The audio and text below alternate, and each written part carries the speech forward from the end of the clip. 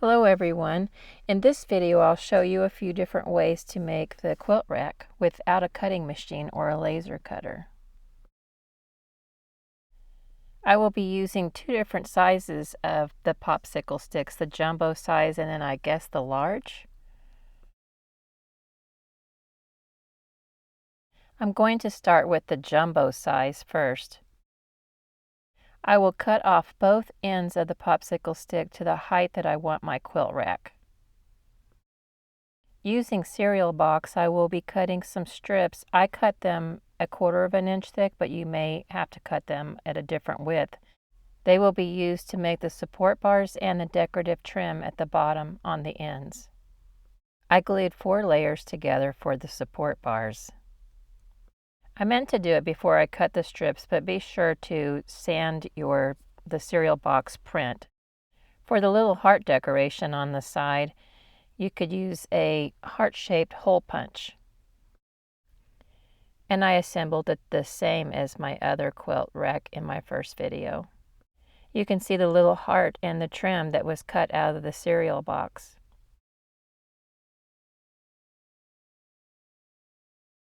Here's how it looks up next to the original. And now it's painted and ready to use in your dollhouse. The second option, I used the smaller popsicle stick. I think they're a large size. I used a skinny stick for the bottom trim on the ends. Here I penciled in a design similar to the very first quilt rack on my first video. Now I'm sanding away until I get to the pencil line to form that shape. I used an electric nail drill to make it go a little bit faster, but you can do it by hand too. I picked these up at Hobby Lobby in the Valentine area. They were 40% off. I used skinny sticks for the support bars. And I assembled the same as my original quilt rack. I'm noticing that I think I used the cereal box for the support bars on these as well, but the skinny sticks will still work just fine. And here is how it looks complete. This third option is made completely with cereal box. So I created a pattern first.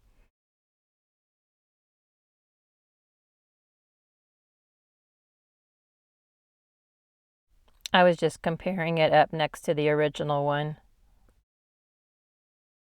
When I was happy with my pattern, I traced it out 8 times on a piece of cereal box. I tried to punch out the heart where the point of the heart was right on the center. I laid my pattern piece over each piece and punched the heart out, lining the heart up with the pattern. Here's a little option. You could just punch one of the pieces and kind of have a recessed heart design if you chose to.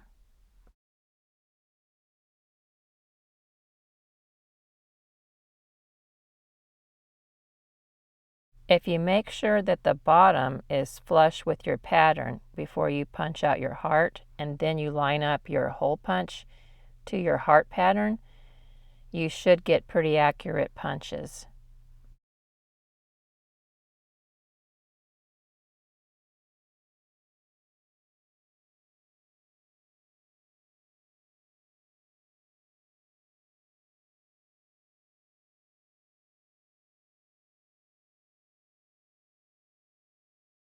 Don't worry too much about the sides not being even. You can always sand them even later.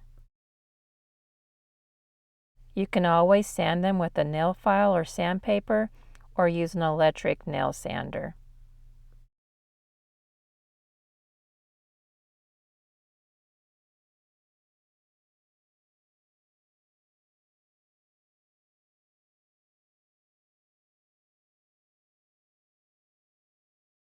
I don't know how this piece snuck by me, but I usually try to glue my pieces together where the printed side is in and not facing out. And I assembled the same as before. Here it is side by side with the original. And now it's complete. Be sure to look in the description for a link to the first quilt rack video. Thank you so much for watching, and I'll see you next time.